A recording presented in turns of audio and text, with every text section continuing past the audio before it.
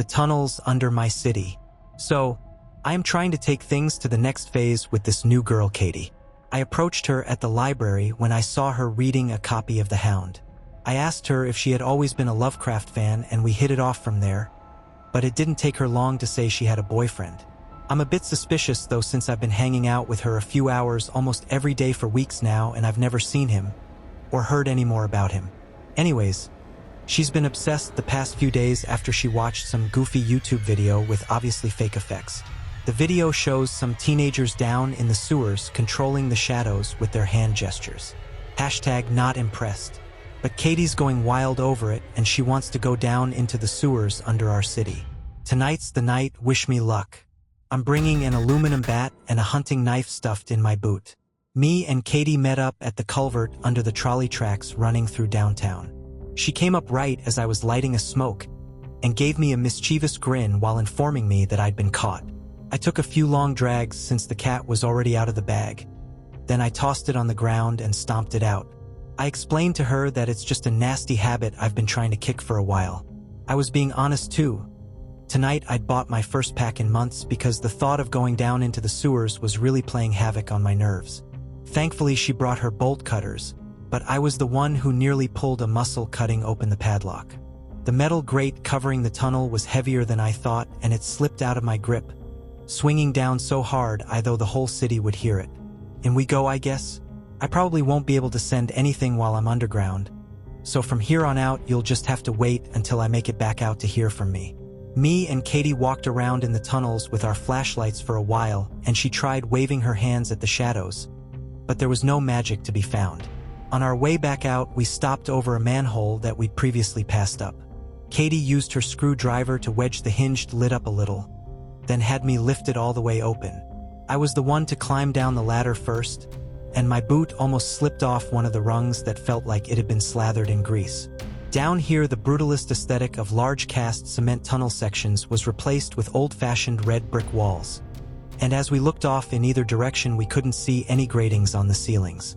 She led the way past walls covered in graffiti that said things like, "Guided by fire's light," and "Cut the corners."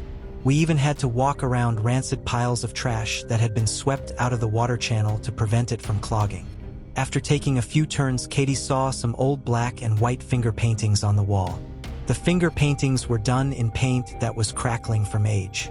They showed a hand with 2 fingers pointed up and 2 fingers pointed down. Then 2 hands with fingers knitted together doing the church and steeple configuration. To the right of the other 2 hand signs, there were a pair of hands waving away from each other in a sweeping gesture. Katie stared at the paintings in dumbstruck awe for almost a minute, and then squealed in delight as she exclaimed that these were the hand signs she'd seen the kids doing in the video. She had to be the first to try, and let me just say, holy shit. You're not going to believe any of this, but I'm going to tell you anyways. Katie set her flashlight down and had me shine mine on her hand to make it cast a shadow on the wall. She tried 2 fingers up and 2 fingers down first. To our shock and surprise, an identical hand and arm of shadow rose out from the shadows behind a nearby stack of surplus bricks. The motion of it caught her off guard and she screamed, jumping away in fright. As I turned to comfort her, I think I saw the tenebrous arm dart off down the wall into the deeper parts of the unlit tunnels. Katie took a few minutes to calm down as she hyperventilated and slowly regained her composure. Then we tried again, and this time she pointed her fingers and the shadowy hand detached from the darkness it had been born from to float obediently on the wall before her. Filled with cautious trepidation, she made the church and steeple hand gesture, and another hand folded out of the first shadow hand, mirroring it and then copying her gesture. I told her that the next part of that particular finger play was to flip her hands up and wiggle her fingers around. When she did as I told her, the shadowy hands flew off of the wall and onto her hands. She looked at her fingers in awe before making a reaching gesture towards one of the bricks from the nearby pile. As if heeding her wish, the shadow glove flew off her hand to grab a brick and float it over to her. I quietly asked her if I was losing my mind, but with a grin she tried the last hand gesture painted on the wall. Waving her hands back and forth, she made the shadow gloves evaporate into nothingness as the brick fell to the ground from where the shadow glove had been holding in the air before us. Still beaming with uncontainable glee, She patted my shoulder and just thanked me for coming down here with her. Katie told me she never would have had the courage to come down here alone. Her words washed over me like a healing balm, and I thought that maybe she and I had some kind of a chance together after all. However, my reverie would be short-lived as we both heard the sound of a hinge shrieking that preceded a deafening metallic clang from far away back in the direction we'd come from. Katie gave me a wide-eyed look, and together we started jogging back towards the tunnel that had the ladder in it. But as we hurried in our retreat, we saw a black humanoid shape wearing a white mask cut off our escape as it stepped out of the shadows up ahead of us. Before I knew it, Katie had a revolver in her hands, and I covered my ears after the first shot while she continued firing off all 5 rounds in rapid succession. When I looked up, it was standing over her, its many tenebrous arms grappling her as it dragged her off into the shadows. With the thing this close, I could see how creepy its mask was. The mask was really more of a living face. It had no nose, was unnaturally pale and hairless with grin of large flawless pearly teeth, and its eyes were wider than humanly possible as they stared greedily at her. But I didn't have time to be terrified. Katie was being swallowed up by those shadows which seemed like the vertical surface of a pool of black ink. I screamed her name and reached out, taking her hand. Together we fought a battle of strength to keep her from being pulled in. But soon she was swallowed completely. I refused to let go of her, and as my arm was pulled in two, I could feel the darkness like a warm, inky euphoria enveloping my skin. Then something sharp stabbed into my wrist, and with a sudden jerk her hand was wrenched free of my weakened grip. I staggered back from the black portal to find a nasty gash wound on the veiny underside of my forearm, where numerous long tendons controlling my wrist had been torn by some kind of fang or claw. Without thinking, I turned from bravery to cowardice and got up running with one hand clutched over my wound as warm blood dribbled around my palm. I got back to the ladder but saw the lid had been closed again, and there was a locked padlock looped through a pair of metal eyelets beside each other. One welded to the lid, and one welded to the rim of the opening. I stared in disbelief for a moment, wondering at what purpose the city would have for locking the sewer from the inside. Defiance flared up in me as my stubborn determination took over. I climbed up the ladder and slid my aluminum bat over the top rung of the ladder. Using the ladder rung as a fulcrum, I pushed down to try and lever the lid up, but the steel was strong in spite of the thick layer of rust coating its surface. Panic gripped me as I heard something shuffling in the darkness towards me from the way I just came. Without thinking about it, I abandoned my bat and jumped down from the top of the ladder. Filth splashed into my wound as I had to drop to all fours in the process of cushioning my landing. I was lucky to not have sprained anything, but I could feel burning soreness in my knees and ankles as I ran away from the shuffling noise. I was going down the unknown length of tunnel which me and Katie had not yet traversed. I only wish we had gone this way first, because immediately around the corner I saw an unzipped sweater with 3 bloody claw gashes on its sleeve. The sweater was lying in a pile by the wall, and my first impression was that it had been torn off by some creature trying to keep its hold on a human victim. The next thing I noticed was that it was the same style of Volcom sweater worn by one of the kids from the YouTube video. I didn't have time to think about it, and after looking at the sweater for only a second or two, I started to run again before coming to a dead end. And there it was again. On the wall near the ceiling was graffiti saying, "Guided by fire's light." I heard the shuffling off in the distance slowly approaching, and I felt my bladder start to loosen a little. With no hope left, I took out my lighter and went to light up one last cigarette. As I flicked the flame to life, I noticed something like shadows wavering on the graffiti-laden wall in front of me. I held my lighter's flame up to the wall and saw that it looked like it was tattered, almost vanishing before my eyes. In a moment of realization, I turned off my flashlight, and as I held up my lighter's flickering flame, I saw the wall fading away before me like leaves being blown away in the wind. Beyond its illusory fragments, I could see the tunnel continued onward into deeper darkness. Without hesitating, I stepped through the opening, and then swapped firelight for my flashlight again. In response to the light of the flashlight, the wall became solid brick again with matching graffiti on this side of it. Now I picked up my pace again and made progress down this new length of tunnel. After taking a few turns and making choices at a few forks, I came to a long tunnel where I saw a ladder under a bit of pale light streaming down through a couple of small holes in the ceiling far off in the distance. I was exhausted from all the running, But in my excitement I found my second wind and raced towards the ladder, then hauled myself up it before practically bursting through the manhole lid overhead. I was in the upper sewer level again, with its distinct brutalist aesthetic characterized by the walls and ceilings being made from large sections of cast concrete. Down here I wandered for what seemed like hours, and I almost felt my heart shatter every time I came to another grated exit leading to the outside that was secured by a padlock. But eventually, after traversing what must have been a highly maze-like and circuitous route, I managed to meander back to the grating where Katie and I had cut through the padlock with her bolt cutters. The grate was still down, and I collapsed to a sitting position after staggering out into the pre-dawn light. I just finished thumb-typing this out, and I'm about to crash into my bed back at my shitty apartment. But I'm not sure I'll get much sleep with all these tears. Katie is fucking gone. And if I hadn't had such a hard-on to try and win points with her, I might have refused her request to go delving with her. And then she would probably still be alive. Update. I just woke up, feeling like shit and crying for Katie again. But I found a letter shoved under my door. The first few lines are written in a frantic print using a black pen. Please, you have to come back for me. It's me, I swear I'm still alive. Remember the Hound. Remember Lovecraft. Then the last line is written in a bold and eloquent calligraphic hand with red ink. If you want her back, you'll have to come down and get her.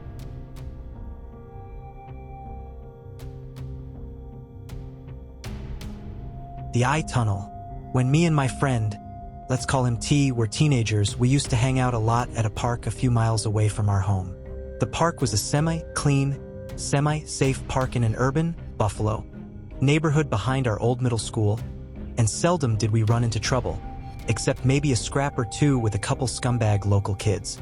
Me and T never went here looking for trouble, just to hang out, ride bikes, smoke weed, occasionally fish at the nearby river, sometimes just hike in the woods behind the park and talk, and other typical teenager stuff. The park is fairly decent sized, and if you go far enough back, near the woods and creek, you'll find an old set of railroad tracks, used seldom nowadays. Taking these tracks northwest would lead you deeper into the city of Buffalo, where we rarely went, while taking the tracks southeast would lead you out of the park, across an old bridge called Black Bridge by the locals, that went across the river, over a street called Mineral Springs Road, and if you went far enough down the tracks you'd end up in a more suburban town called West Seneca. T and I never took the tracks that far, but we would occasionally cross Black Bridge, and one time in the summer of 2014, when we were about 15 to 16, we had walked about 10 or 20 minutes past the bridge, over the road, and eventually came to a large patch of woods on our right with a path going in, looking fairly overgrown. Feeling adventurous, we decided to go in and have a look around. While we were in there, we made an unnerving discovery. We walked down the path and took a right when it split. The path didn't go far until it became so overgrown there basically wasn't even a path there anymore, and going deep enough back looked like it led to some old houses. As we turned around and were about to leave, I had looked to the left and saw something on the steep hill that led up to the tracks, away from the original path. It was a tunnel. A drainage tunnel, to be exact, or at least that's what we thought it was. T and I walked up to it to get a closer look.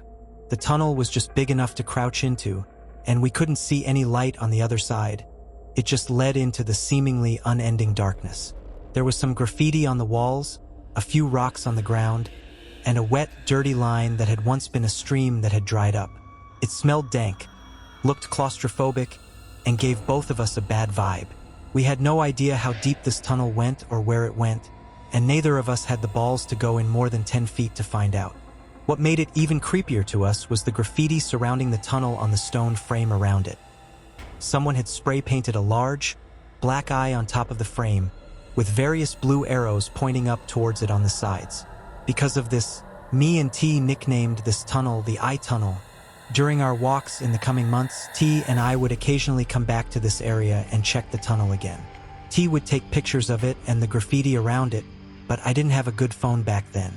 We would often dare ourselves to see who was brave enough to go in the furthest. But again, neither of us went in more than 10 feet or so. T always got some really bad vibes from the place and said he could feel something ominous when near it. He told me he could feel that there was something bad, perhaps even unnatural, on the other side, or that something bad had happened inside there at some point in its history. While I didn't exactly find the place welcoming either, I thought T was being melodramatic and irrational. I wasn't one to believe in superstitions or anything paranormal or anything like that, but T's fear of the place eventually escalated into an almost panicked response from him the more we went there. Eventually, T told me he didn't want to go back there anymore, that he was having nightmares about it and felt like there was really something wrong with not only the tunnel, but the entire area, and he could never quite put his finger on what it was. The tunnel was haunted or something. I, again, thought he was being melodramatic, but if he really was that uncomfortable around the tunnel, I obliged and said we wouldn't go back there anymore. For a while, he didn't even want to go back to the park anymore, because he hated being reminded of the eye tunnel. We continued hanging out at the park for about another year or so until T got into a fight with some of the kids there, and we ultimately decided to no longer go there because we didn't want to run into them anymore. Since then, the park has apparently gone downhill even further. Drug deals, gang activity, fights, vandalisms, and arsons became quite prevalent there. Broken glass and needles were frequently found on the playgrounds, and even a few shootings, as well as a woman being raped in the woods at the park, not where the eye tunnel is located, had occurred. Basically, it turned into your typical shitty ghetto park. T and I were glad we stopped hanging out there when we did. Besides, we found better things to do with our time, such as fishing and riding bikes in other, better areas and just hanging out at our houses. We both got cars as well and started going out to even further places. Essentially, we had forgotten about that park, and we had forgotten about the eye tunnel for a few years. Nowadays, we are both 20, so it's been about 3 or 4 years since we had even been back at that park. We graduated high school, T moved on to trade school, and I went on to college, living at home still. T and I still hang out, but we've been too busy to do anything lately.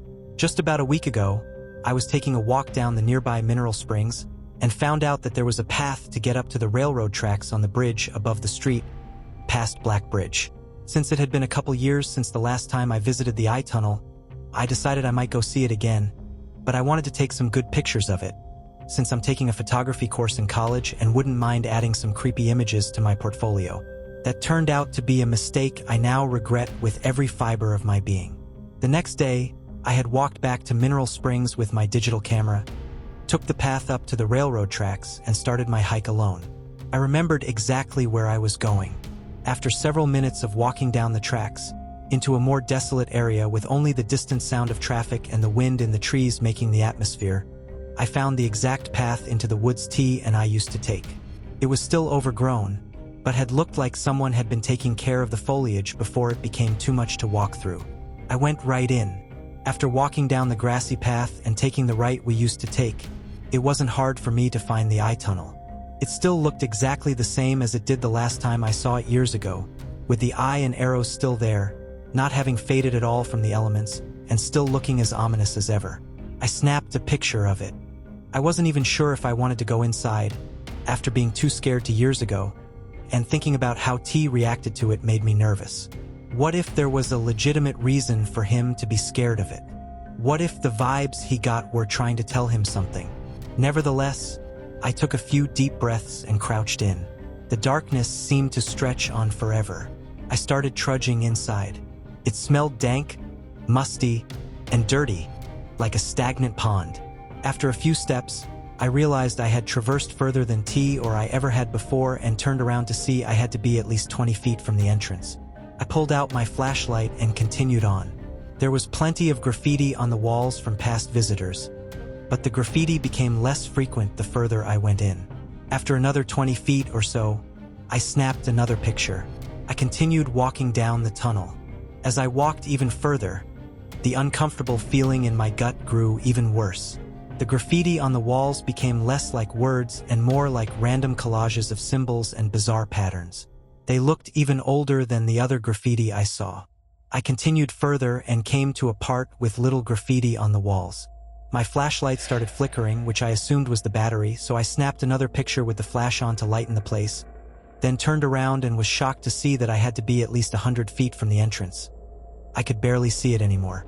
I turned back around to look at my camera and saw something shocking. My camera's battery, despite having just changed it at home, was on only 1 bar and then died. I was shocked. How was that even possible?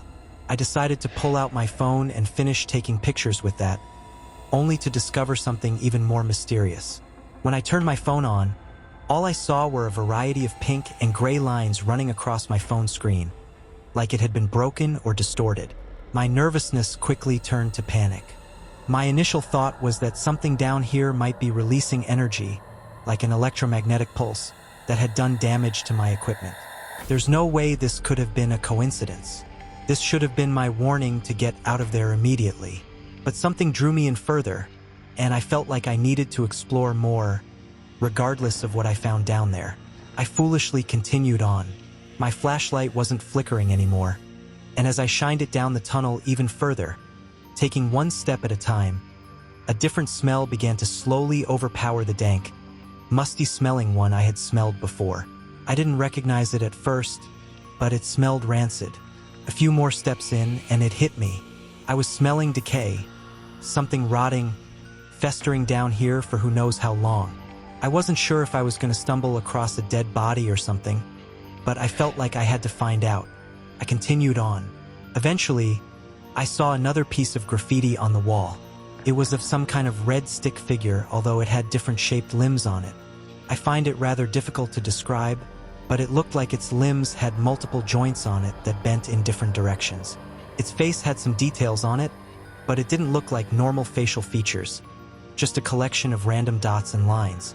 It also looked incredibly old and faded, older than any of the other graffiti I had seen down there. I wish I could have gotten a picture of it. The way it looked almost reminded me of an old cave drawing, and I wondered just how old this entire tunnel system even was. Something about it made me uncomfortable just looking at it. I continued on. The stench of decay was overbearing now. I was starting to get nauseous.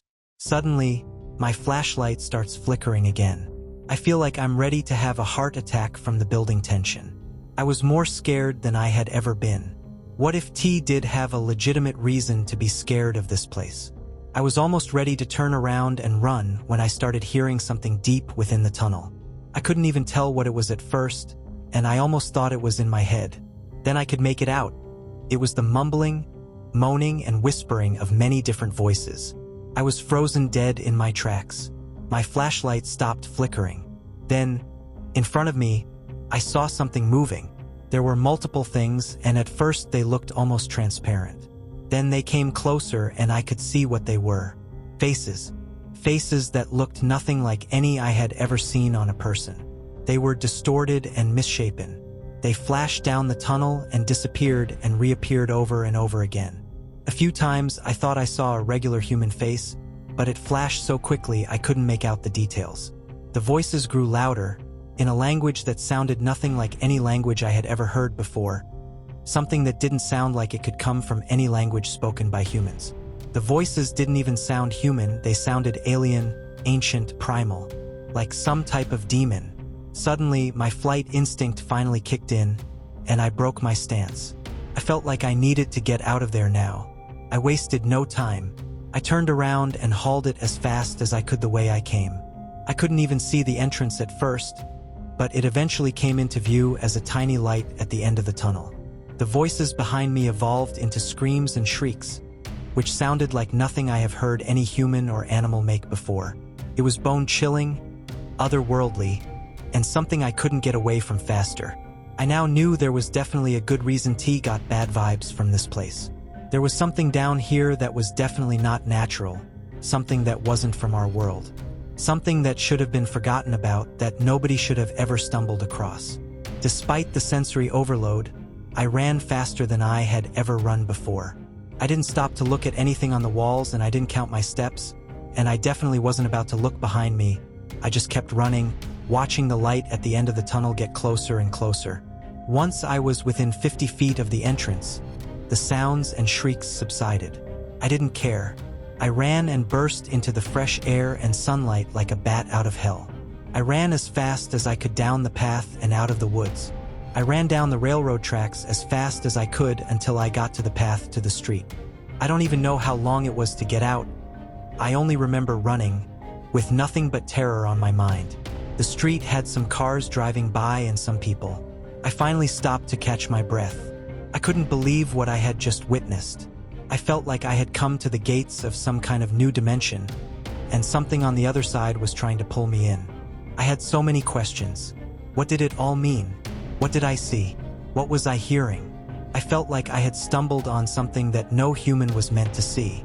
Did the eye at the entrance of the tunnel represent something? Was it really a gateway to another world? Was this something I would ever recover from? My mind raced. I was in a deeper state of shock than I had ever been. I don't even remember walking home that day, but I know I didn't stop thinking about what I had just seen. I don't even remember much else about that day, other than the fact that I dwelled on what I saw in that tunnel for the rest of the night. I didn't tell anyone about my experience, and I didn't get a wink of sleep that night. It's been a week since my experience in the tunnel, and it hasn't left my mind even once. The few times I have gotten any sleep since the incident were plagued with nightmares. Hallucinations of those screams, those unnatural whispers and moans, those transcendent faces, all still flashing in my memory. No, this was definitely something I would never recover from. My experience will haunt me until the day I die. I've been nervous to even leave my house since the incident, despite the fact that the eye tunnel is a few miles away. I will never go back to that place in my life. What if something in that tunnel stuck with me since I left? At night, I swear I can still hear the voices, the unknown whispers coming from outside my bedroom window.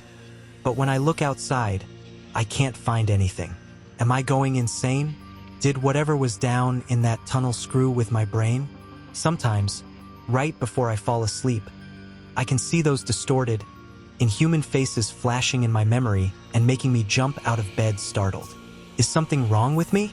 My camera and phone started working again shortly after leaving, but every once in a while, my camera battery will drain to 1 bar and then turn off by itself, and my phone screen will occasionally distort and flicker in the same way it did in the tunnel until I restart it. Did whatever was down there do permanent damage to my electronics?